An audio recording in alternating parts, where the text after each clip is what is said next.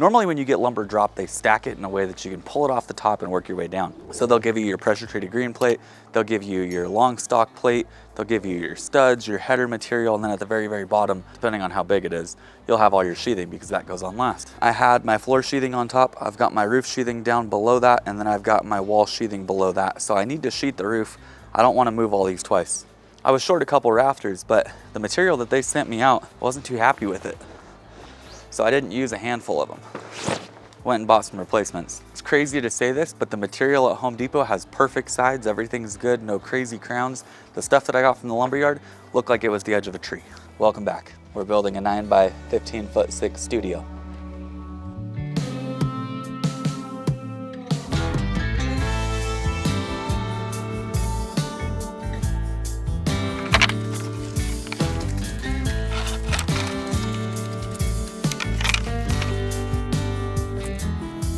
Good old Patricia, Patsy.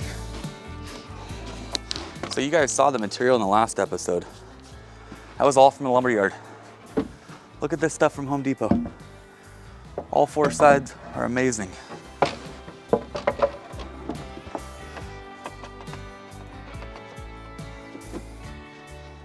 got 10s on accident, I guess.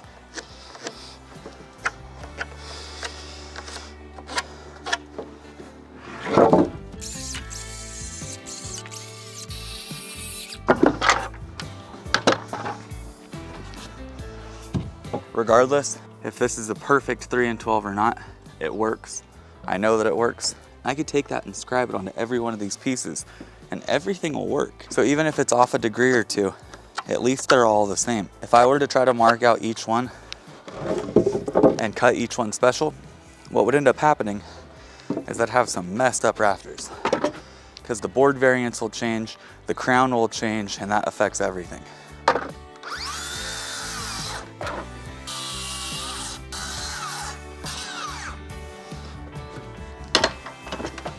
I won't even lie, I'm so blown away with how good this lumber is. I wish I would have got all my rafters from there. Some of the stuff we put up in the last episode, a little questionable.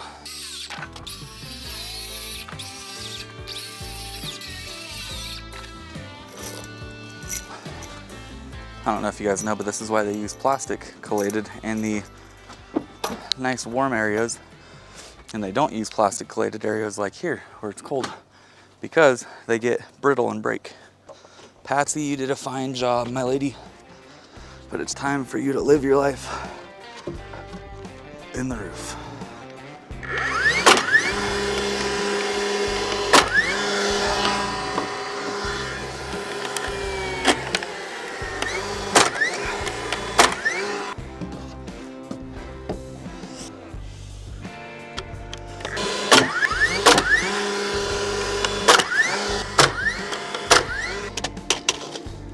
We're just hooking this last one.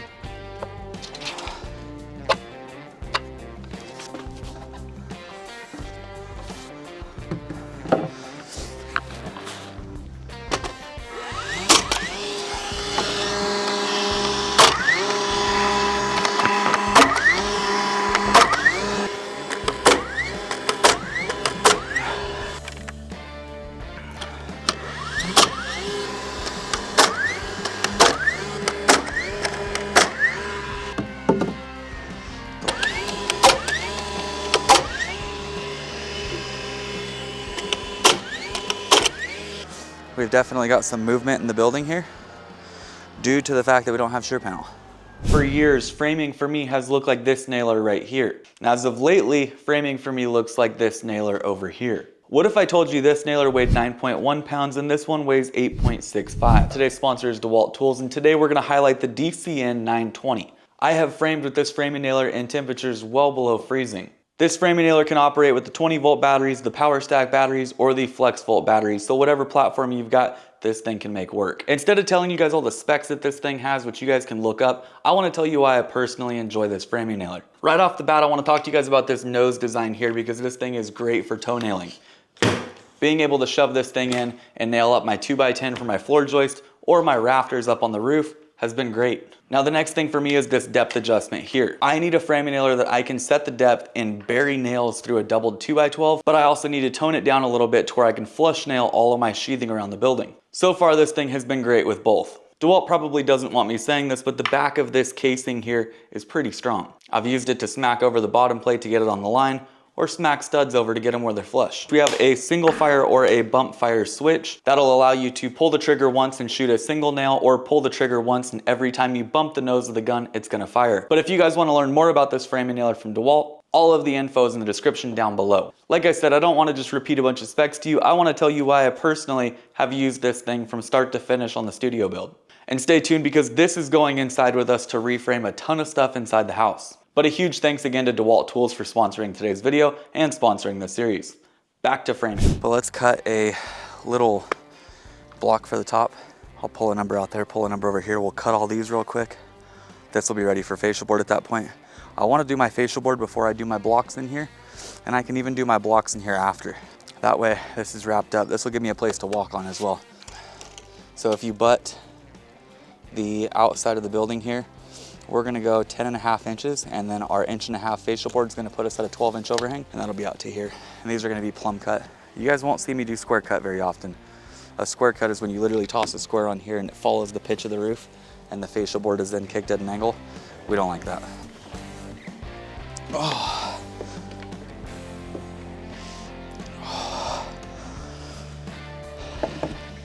So we're gonna pull out 10.5 inches. Walk over this way. A little icy on the plates.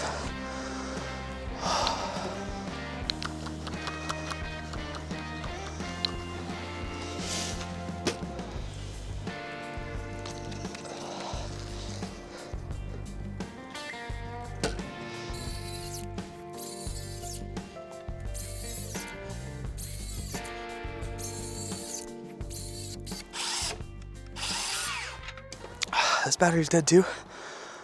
2 for 2 today. Come on, can you get through the rest of them?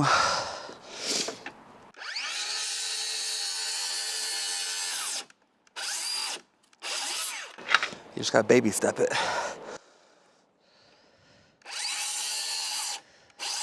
Nope, that's it. We'll get a fascia board number in just a second. And what I'm hoping we can do is figure out a way to set this thing by myself. Never hung 18-foot fascia board. Not by myself. Might be able to help her nail it, or I don't know. We're gonna figure it out together. I don't know how you guys do this.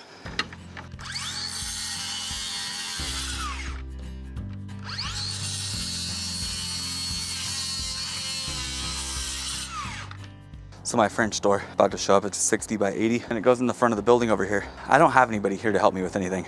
And that door is gonna be heavy, and that mud is terrible. So I really need 2 people to pick it up and go set it in place. I'm gonna try to get the delivery guy to help me just throw the door in the hole. Not anything else, just put the door in the hole.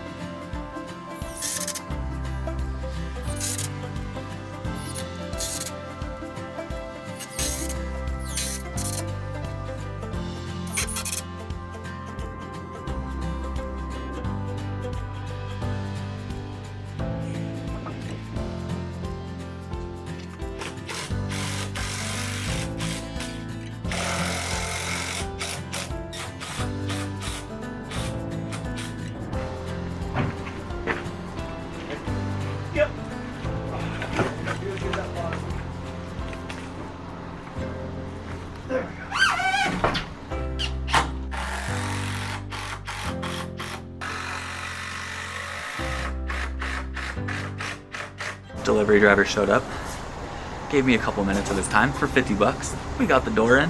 I'm gonna have to take it back out a little bit to get my sheathing behind there and truly flash everything the way that I want to. But I'm not doing that this trip. It's in. That's a win. Let's hop back up top, finish the fascia board. I need to get the sheathing up there as soon as possible, sheath this thing out, and start wrapping the sides up.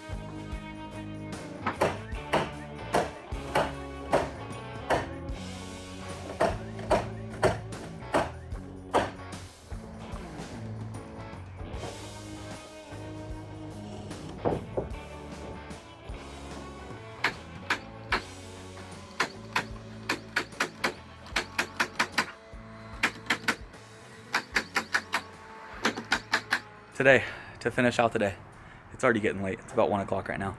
I need to finish up the roof sheathing, lay my synthetic felt. That's a very quick job, very quick. Nail off the rest of the roof first. Sheath the front wall, sheath the side walls. Keep in mind they're 16 on center, just stud walls all the way through. That should go quick. Sheath the back. I don't know if I'm gonna wrap this thing. I hope you guys have enjoyed this little series so far. That little plywood rack over there saved me. I did sheet myself onto the roof though. I don't know if you guys saw that. I had my ladder like in the front over here, and I sheeted out as much of the roof as I could. Thinking about it now, I probably would have sheeted the whole roof had I had the material, and I probably would have had to jump off the roof in order to get down. But I gotta run to Home Depot real quick. We got one last trip to make. I need a taller ladder to where I can get off the roof, and since I don't have my trailer, I don't have a ladder. This last week has kicked my butt. The mud out here is no joke. I've worked in a lot of harsh conditions, 110-degree weather. I've worked in the snow a bit. I think I'm pretty used to the cold by now. That mud changed everything. That I wasn't used to.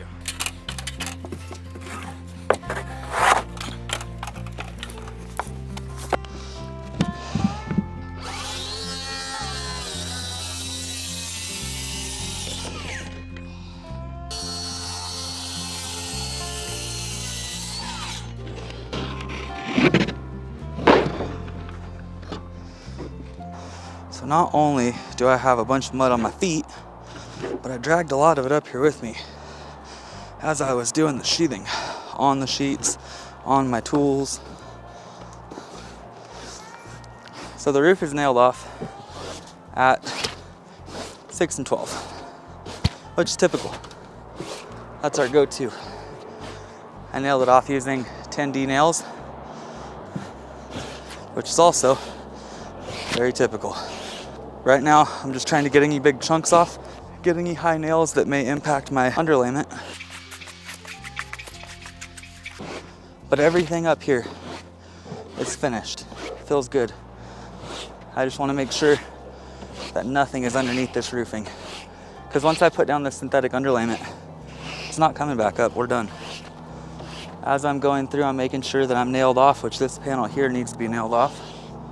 So I'll grab the gun, throw a couple nails in here, hit this one last time, and we'll start going for it.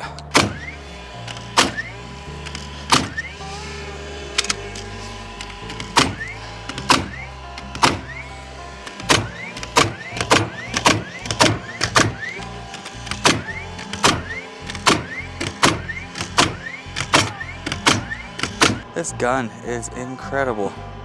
I love it. So we want to make sure that we're all the way down here.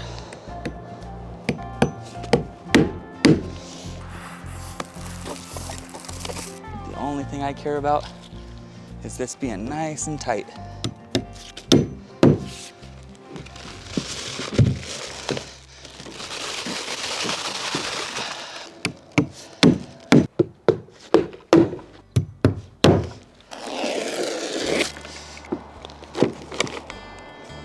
Happy there.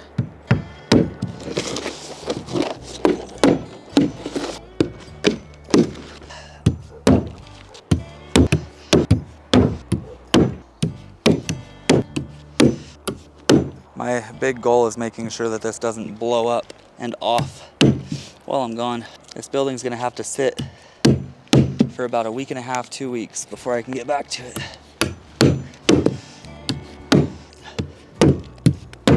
That looks good.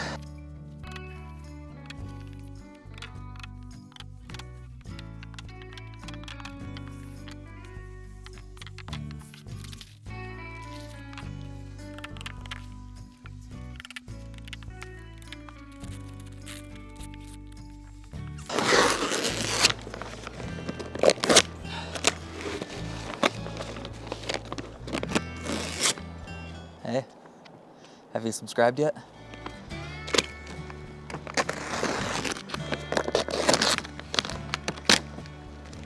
That is a wrap. And the rain has begun, but my building is dried in.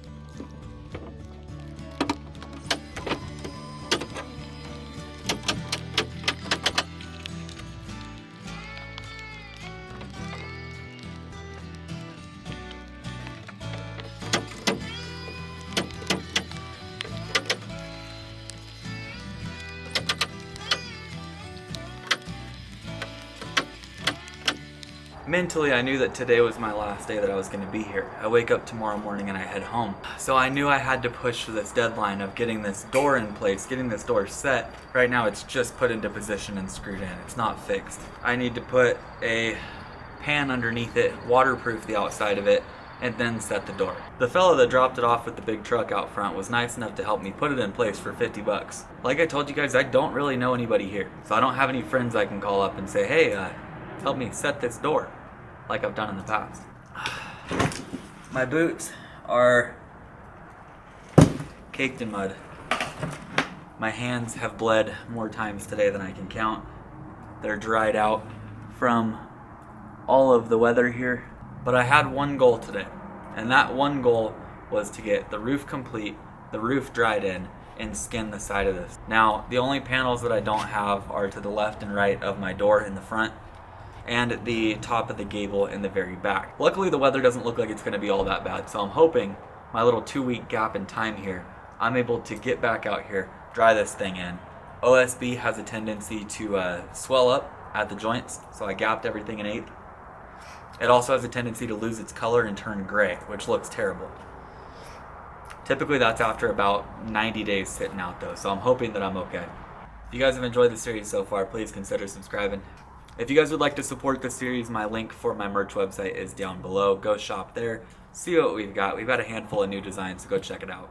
Thank you guys for watching. I appreciate your support. We've got a long ways to go here, but it's going to be a good time. The best part and my favorite part about this whole project here is that you guys have a say in what happens. If you guys think we should have LVP in the bedrooms instead of carpet, you can vote on that. If you think the outside of the house here would look better in a blue rather than a white, you can vote on that as well. Help me make these decisions as we go, all the way down to the finishes at the end. I'm looking forward to it. Thank you guys for joining me once again, and I'll see you next time.